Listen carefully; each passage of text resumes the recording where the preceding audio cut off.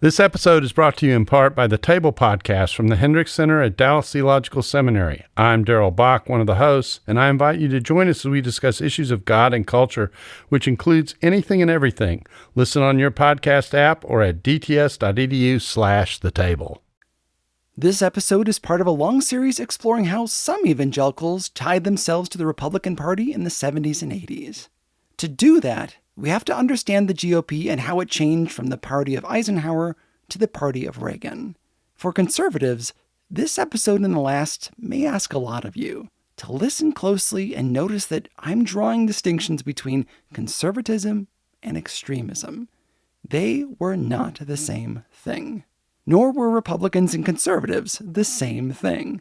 In fact, a large group of Republicans fought to stop the extremists from taking over the GOP. And in 1964, they lost. Whoever you are, I'm glad you're here. This is Barry Goldwater, How Republicans Welcomed Extremism, Part 2. Steve Allen sported thick black glasses. He had a round face and read off of his papers an awful lot for someone on television. Of course, this was 1964, and TV was still kind of new. Allen was the former host of The Tonight Show, a liberal and kind of a smug one. On this particular show, he did something you didn't see a lot in this more innocent of media eras. He set a trap. His guest on May 29th was none other than Barry Goldwater, a man seeking the nomination for the Republican Party, someone who upset guys like Allen. His goal?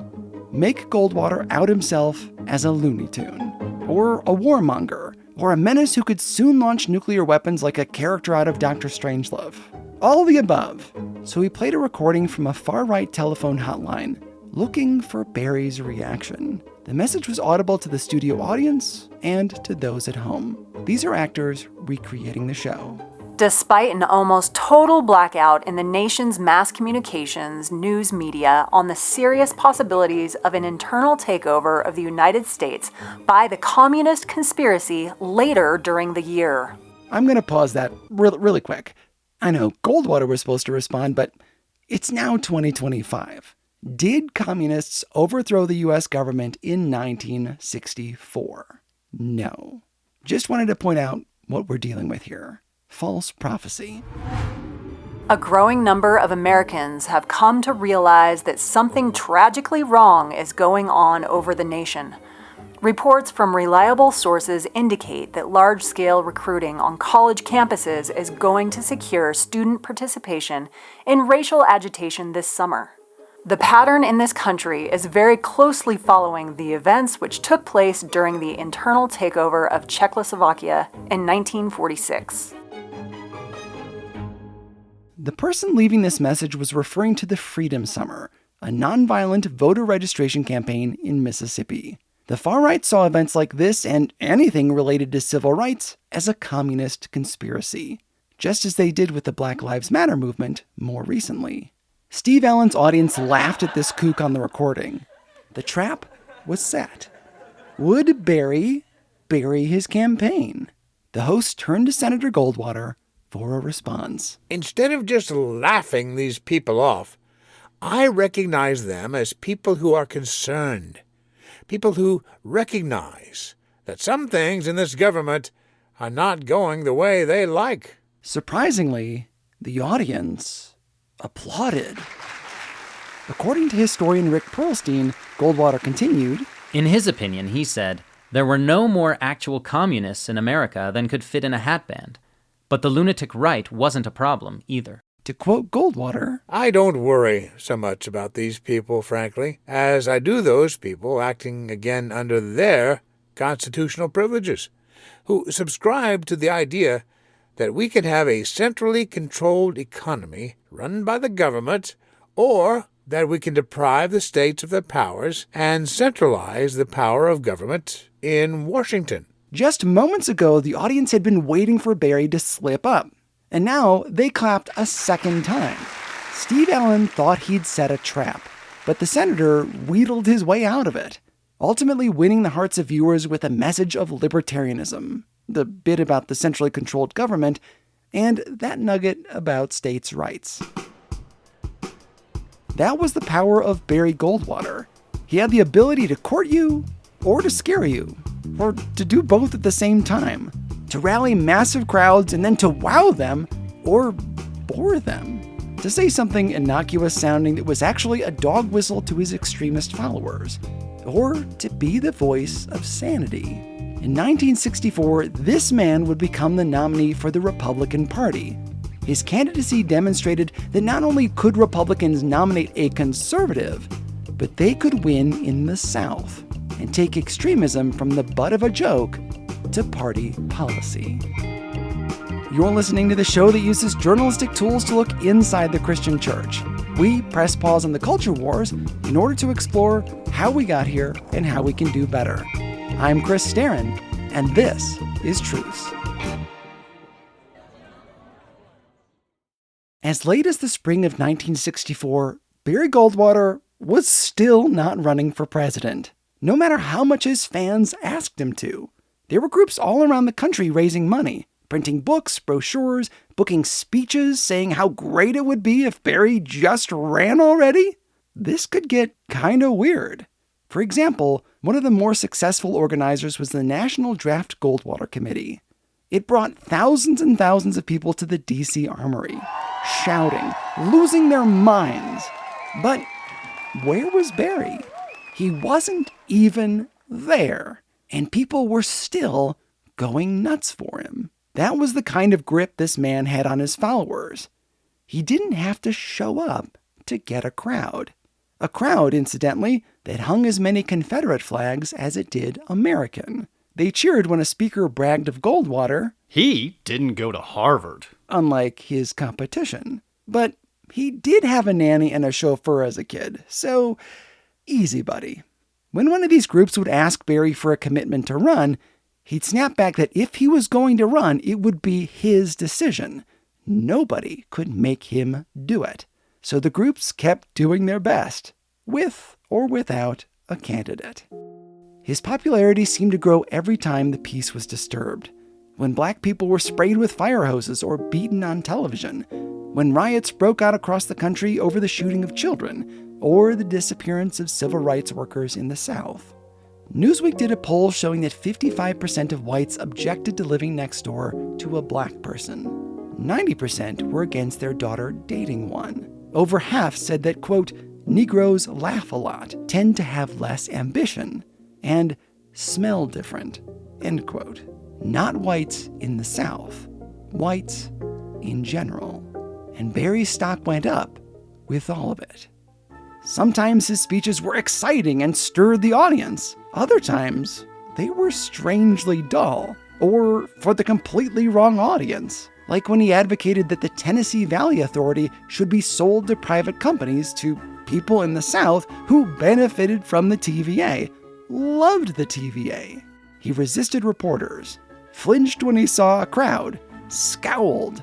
When a pretty lady put a cowboy hat on him at a rally, he swatted her away. A man peddling a soft drink from his truck called Goldwater, get it? Goldwater? And he gave Barry a taste. The senator said it tasted like urine. This wasn't exactly shaking hands and kissing babies. Let's rewind a little bit. On October 22, 1962, President Kennedy addressed the nation. News about a threat in Cuba, just 90 miles from Florida. The characteristic of these new missile sites indicate two distinct types of installations. Several of them include medium-range ballistic missiles, capable of carrying a nuclear warhead. And nuclear war felt so much closer to home. Now, picture Las Vegas in the 1950s and 60s. Crooners on stage, gaudy lights, big cars cruising the strip. On the decks of hotels and restaurants, people ordered food and sipped drinks themed for the event. Then, in the distance, an explosion. An incredible amount of energy was released. A roar mightier than most people had ever heard. A bright mushroom cloud rose in the desert. They had just witnessed a nuclear bomb. Believe it or not, this was a fairly common occurrence in Las Vegas. The U.S. tested weapons not far from the city. Sounds kind of like a lot of fun watching something so otherworldly while also eating pizza. Almost like the best fireworks display you've ever seen. Until you think about it. A study was released revealing that byproducts of nuclear test explosions were found in children's teeth. The nuclear tests, even those done thousands of miles away, deep in the desert, affected people around the world. Civilians didn't yet know the dangers of fallout or radiation, but they would. On July 25, 1963, the Kennedy administration signed a partial nuclear test ban treaty. No more of a certain kind of testing of these dangerous weapons. Now, we kept doing it until 1992, just underground where nobody could see.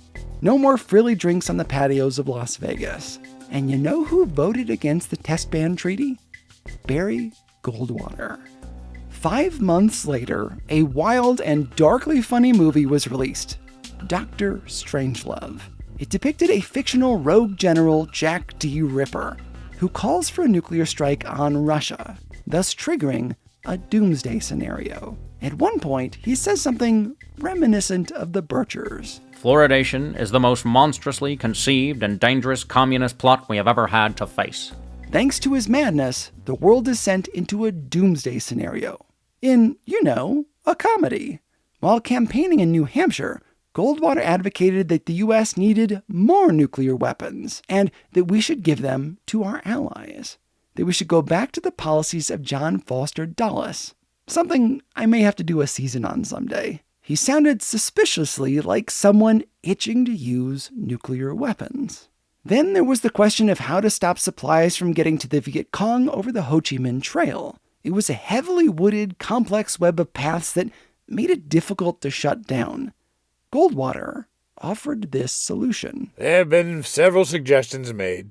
I don't think we would use any of them. But defoliation of the forests by low-yield atomic weapons could well be done. When you remove the foliage, you remove the cover. These were not the first comments he made advocating the use of nuclear weapons.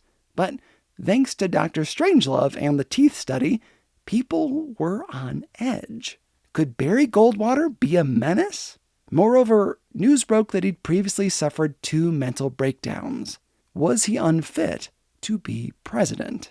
To be fair, his opponent, Lyndon Johnson, was prone to massive emotional swings and deep depression himself. Just not as publicly. The Johnson campaign used America's fear of nukes in their advertisements. In one, a little girl rapidly licks an ice cream cone while a voiceover says, "Do you know what they finally did? They got together and signed a nuclear test ban treaty. And then the radioactive poison started to go away. But now there's a man who wants to be president of the United States, and he doesn't like this treaty. His name is Barry Goldwater." Scary stuff. Another advertisement depicted a little girl plucking a daisy. She counted as she played. Then the image froze and a menacing voice called down. 10, 9, 8, 7. Suddenly, a nuclear explosion fills the screen. It ran just once, but that's all it needed, because people freaked out. Could it be that Barry Goldwater's hardline message was going to end life as we know it? When we return from the break, this charming man who courted extremists gets to the big stage and welcomes them into the Republican Party. While you listen to the ads, why not take a moment to leave a comment about the show on your favorite podcasting app? It really helps people find this program. Okay, here come the ads.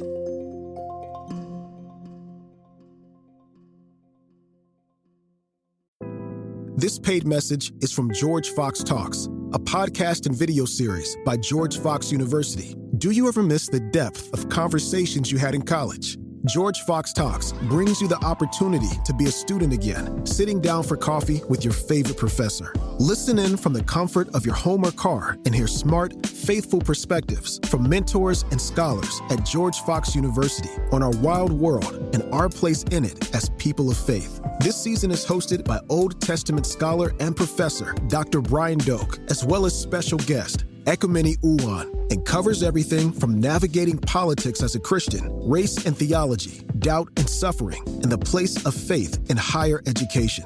Don't miss these conversations. Tune in to George Fox Talks wherever you get podcasts or visit georgefox.edu/talks.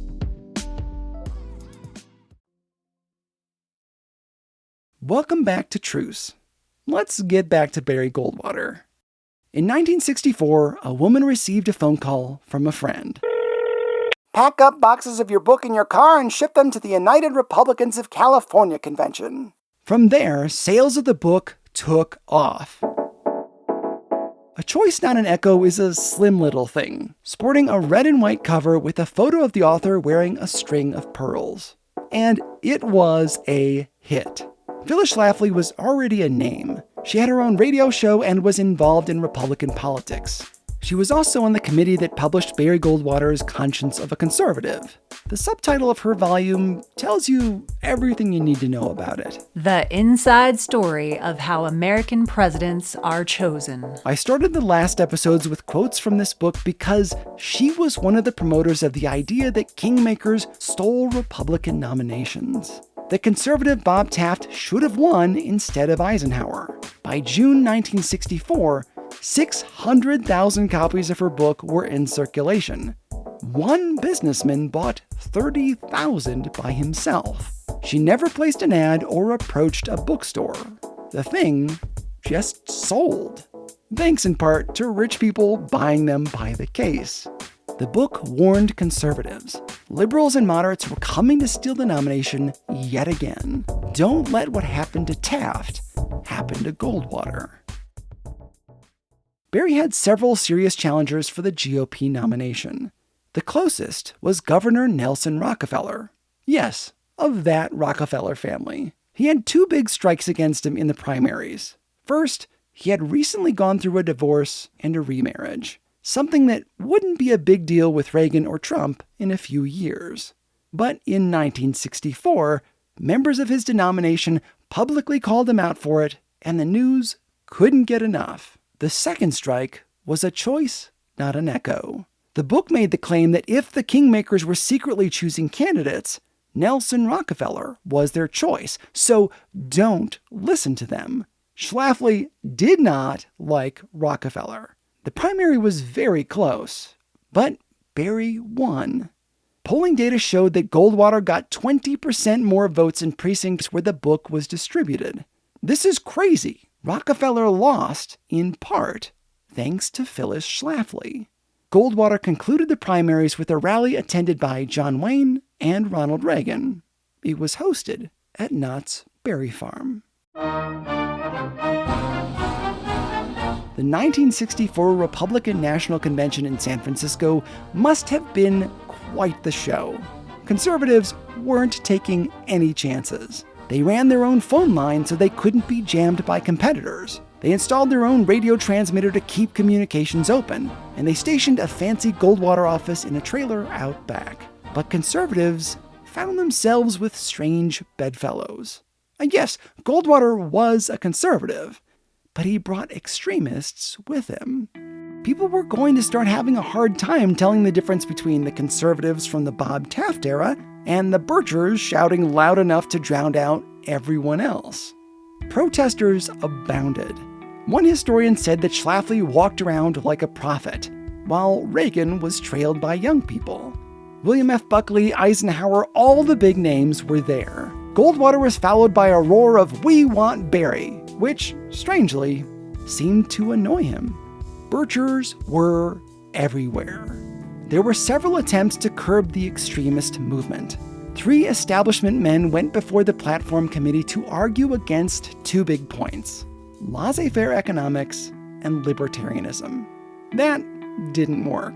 Senator Mark Hatfield, who you may remember from the first episode of the season, where his faith was questioned over the Panama Canal, spoke in defense of a plank to call out extremists. Nelson Rockefeller did too. Here he is in front of the convention. It is essential that this convention repudiate here and now any doctrine. Can you hear it? they're booing. Any doctrinaire militant minority, whether communist, Ku Klux Klan, or Bircher.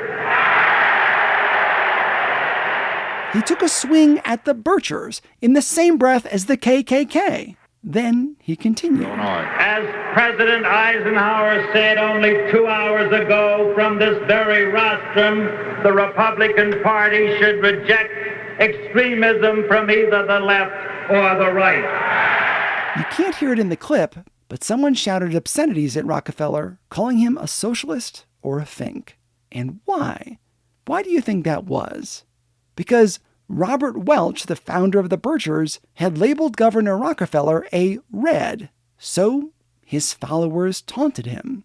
The plank against extremists didn't pass. The Republicans failed to reject the far right. For the record, the Democrats denounced extremists as a danger to democracy at their convention. Goldwater did not denounce the John Birch Society. Instead, he decided to walk a line, like he had been for months. Make Birchers feel welcome, but not, fully supported. Rather than a straight denunciation or a statement of support, he chose to send a dog whistle. But you can still catch his meaning. Here's how he started out. The good Lord raised this mighty republic to be a home for the brave and to flourish as the land of the free. Not to stagnate in the swampland of collectivism, not to cringe before the bullying of communism. He explicitly called out communism. Who was fixated on communism? The Birchers and conservatives. He continued. I would remind you that extremism in the defense of liberty is no vice. And let me remind you also that moderation in the pursuit of justice is no virtue. It's a pretty clear dog whistle, right? Extremism in the defense of liberty is no vice. Moderation in the pursuit of justice is no virtue. The message is pretty obvious if you know the code words. The speech was crushing to the Republican establishment. Dwight Eisenhower called it an offense to the whole American system. Nixon, who used his political power to be the one to introduce Barry, was sick to his stomach. He had to reach out to stop his wife from leaving. It was a dog whistle. He didn't come out swinging against Chief Justice Warren or fluoride. He didn't profess his love for the Birchers or the KKK. But, well, you heard it. He gave the nod that they were welcome in the Republican Party. Not just them, but conspiracy spreaders like Schlafly and wealthy people who wanted small government when it was convenient for them. Here again is Matthew Dallek, author of Birchers, How the John Birch Society Radicalized the American Right. Goldwater had a very somewhat tortured relationship with the society. I mean, at one level, he and Bill Buckley denounced Robert Welch, in his conspiracy theories, and they thought it was crackpot and unhelpful to the Republican conservative cause. But, they wanted the Birch members, their energy. They wanted their money. They wanted the energy and to mobilize them. They wanted their votes, but they didn't want the taint. And it truly made it hard to tell the difference between conservatives and extremists. Goldwater paid a big price for courting extremism. Lyndon Johnson won the election in the biggest landslide in American presidential history, with 486 electoral votes to Goldwater's 52. It's not the only reason that Johnson won. He had recently passed the Civil Rights Act and righted the ship after Kennedy's assassination, not to mention passing Kennedy's tax cuts and a budget that was lower than the previous year. But also, a lot of Americans were afraid of Barry Goldwater. His thoughts on nuclear weapons, his ties to extremists, the way his non-racist ideas about states' rights helped defend segregation. But his followers were willing to overlook a lot. Maybe it was the way he could defuse an attack, as he did when Steve Allen tried to trap him on television. or the way that he pushed the myth that the middle and upper classes got where they are without the government.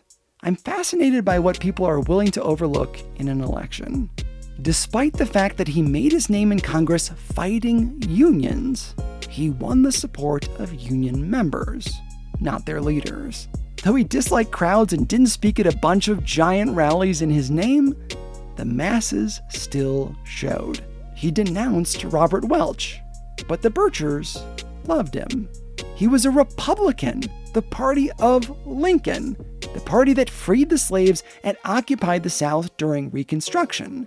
But the only states he won, other than his home state of Arizona, were Alabama, South Carolina, Louisiana, Georgia, and Mississippi. All of them in the South. He also did surprisingly well where there was a high concentration of evangelicals, places like Jerry Falwell's, Lynchburg, Virginia. The far right was inside the gates. Let's circle back to the convention. This is where the platform was assembled, the document that describes what the party wants to stand for. This thing is fascinating if you know the buzzwords. Governor Wallace, the Sweet Home Alabama guy who declared, "Segregation now, segregation tomorrow, segregation forever," withdrew his bid for president after the convention. Why do you think that was? He said it was because the Republicans had already passed a racist platform. To get an idea of what he's talking about, here's a small section from the GOP platform. Within our republic, the federal government should act only in areas where it has a constitutional authority to act, and then only in respect to proven needs where individuals and local or state governments will not or cannot adequately perform. Did you hear it? The argument for states' rights, which is an appeal to the South that wanted to restrict the federal government so they could continue to exercise prejudice over black people. That's likely what Wallace was referring to when he, the racist of the era, called it a racist platform. To stay on the platform for a minute, we can see traces of something else. Goldwater was a libertarian, right? This is from Section 1. Every person has the right to govern himself, to fix his own goals, and to make his own way with a minimum of governmental interference. Boom! There's the libertarianism. Another prominent feature of Goldwater's campaign was pushback against changing morals of the day. In his acceptance speech, Barry said freedoms come from the divine. In his opinion, to take away freedom, you just had to get the people hooked on big government. This is also from the platform. The shape of the future is our paramount concern.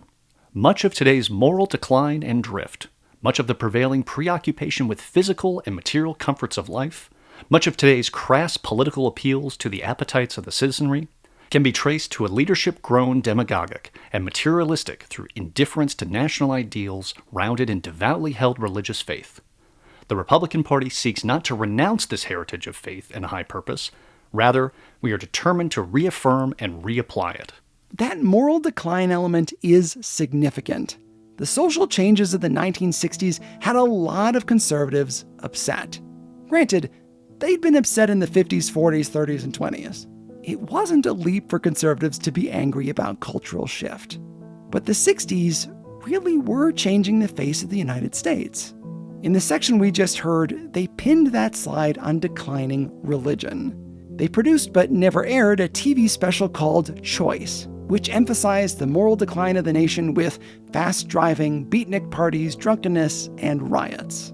It was produced by Russ Walton, who I hope to cover later this season. His printing efforts with Bill Bright are, well, we'll get there.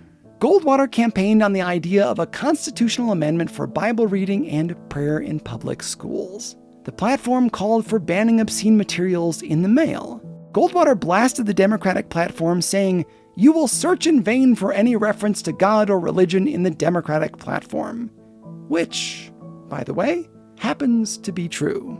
By contrast, the Republican one mentioned him 3 times, compared to just once 4 years earlier. Which might make you think maybe Goldwater was on the same page of the upcoming religious right or moral majority. No. Or it's hard to say. because nothing like the religious right existed in 1964. Religious people weren't yet organized. But this is the guy who courted people on the fringes of his party. It might be difficult to draw a hard and fast line with him, especially because his views changed by the 1980s. Toward the end of his Senate career, Goldwater became pro-choice and pro-gay rights, while the religious right fought both. His wife was a member of Planned Parenthood. One of his daughters and 3 of his granddaughters had abortions.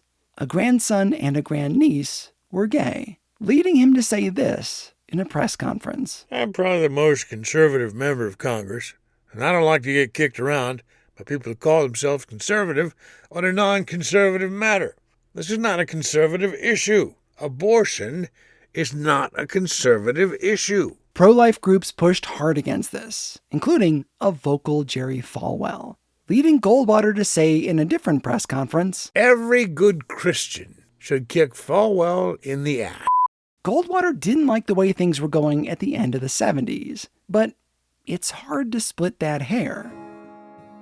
His campaign lambasted immorality and sending dirty content through the mail, which doesn't exactly sound like a small government stance. Instead, it wants the government to intervene on matters of morality and speech. Yet, Goldwater's libertarian views would later lead him to criticize the religious right for imposing morality. Something, to a degree, he was fine with 16 years earlier. Here's another quote from Barry. Mark my word, if and when these preachers get control of the party, and they're sure trying to do so, it's going to be a terrible problem. Frankly, these people frighten me. Politics and governing demand compromise, but these Christians believe they're acting in the name of God, so they can't and won't compromise. I know. I've tried to deal with them. Knowing that he straddled the fence when it came to extremists of his era, it's maybe hard to predict how he would have reacted if the religious right existed in 1964. Because he liked prescribed school prayer, school Bible reading, government involved in both. But later in life, not when it came to gay rights or abortion. 1964 was a big moment for extremism in the Republican Party. After Goldwater's dramatic loss, the moderates took control once again. But the extreme right did not disappear. It just had to wait until 1980 to find its next big stage. And it would. Some argue that Goldwater's platform was extremist for its time. But compare it to Reagan's a few years later, and you see that they are pretty similar. Americans would eventually eat this stuff up. They just weren't quite ready. This is not a new phenomenon in politics. William Jennings Bryan's ideas were picked up years later by FDR. Goldwater's agenda would largely be carried by Reagan. The Goldwater race was a big deal, not just for the era, but also for the careers it launched. Here are just a few connections I want to leave you with before we wrap this up. First, the legal connection. When the 1964 Civil Rights Act was approaching, Goldwater sought legal advice. The man he chose was William Rehnquist. As a clerk for the Supreme Court, he wrote a memo arguing that Plessy v. Ferguson, the decision that made separate but equal the law of the land, should be upheld. He told Goldwater that the Civil Rights Act was unconstitutional.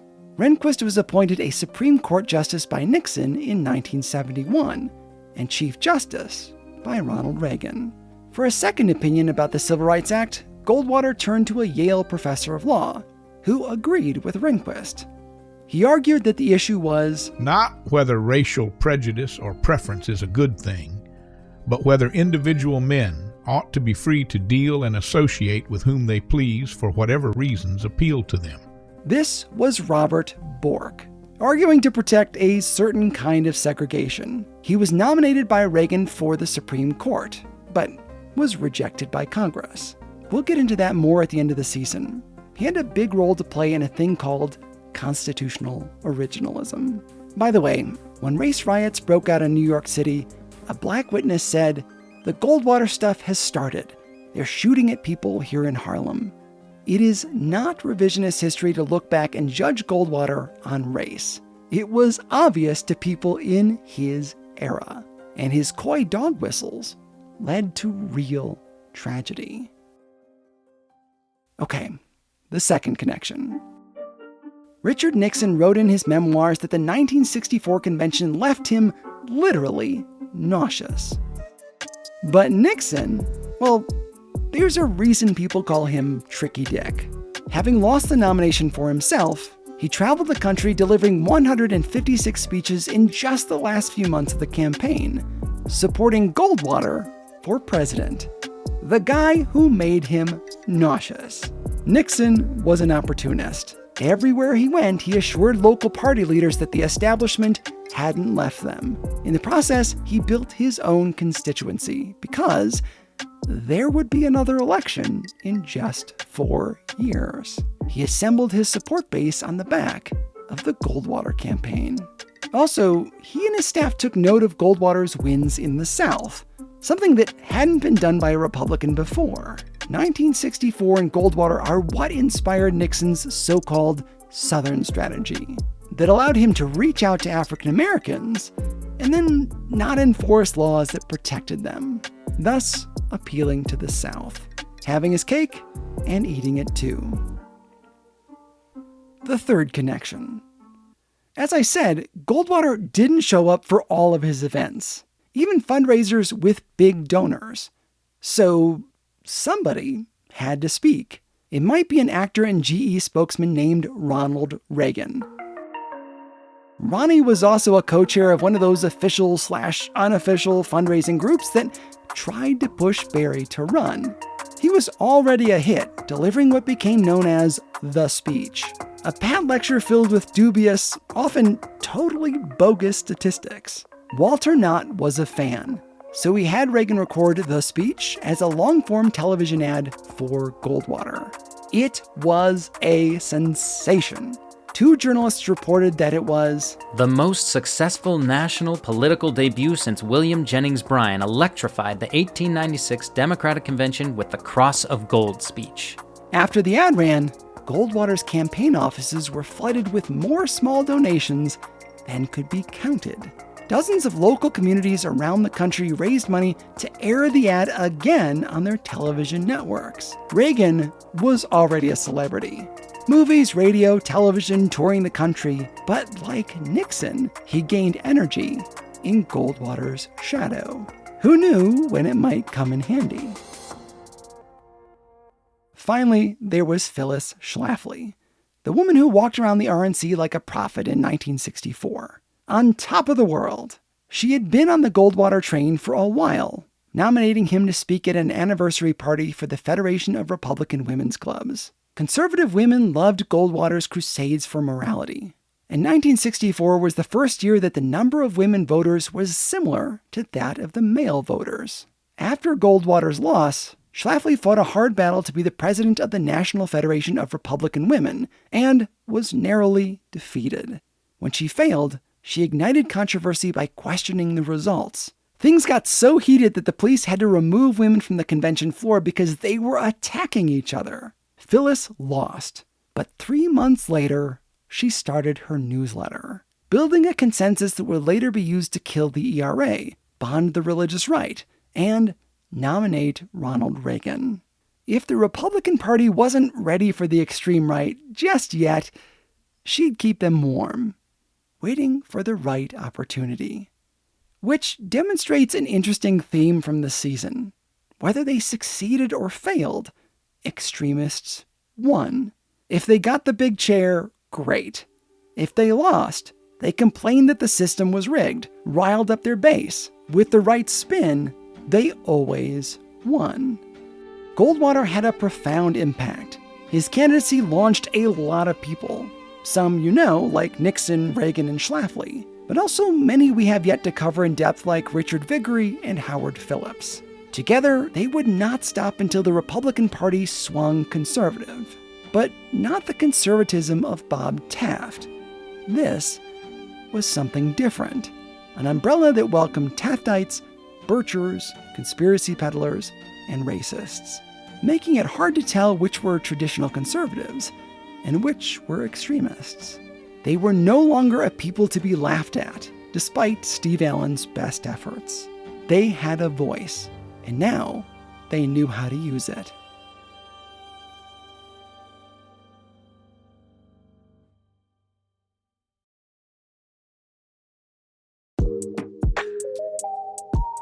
I referred to a number of sources for this episode, but I cannot recommend enough Before the Storm by Rick Perlstein.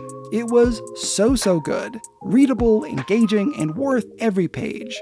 Another was Robert Caro's excellent The Years of Lyndon Johnson series. And this week, patrons of the show can enjoy a collection of ads from Johnson and Goldwater. I think they are fascinating. To learn how you can get bonus materials by giving $10 a month or more, visit trucepodcast.com/donate. Your help goes a long way. I'm doing this show full time, which is important because these episodes on Goldwater took me forever to produce. It's a real joy to be able to do this show. And believe me, nobody is getting rich here. I'm just trying to make this show the very best it can be. If you'd like to join me in this endeavor, visit trucepodcast.com/donate. Find the show and subscribe on social media. You can also email me at trucepodcast@yahoo.com. I know I say it a lot, but please share this show with your friends. I don't have a lot of time for marketing, and your recommendations go a long way. Subscribe to the show in your podcasting app so you get every new episode as it's released. I'm also game for speaking engagements if you want to hire me for your event or conference. Thanks to everyone who loaned me their voices for this show, including Josh Griffith, Chris Sloan, Jackie Hart, and Bob Stevenson. Truce is a production of Truce Media, LLC. God willing, we'll talk again soon. I'm Chris Starin, and this is Truce.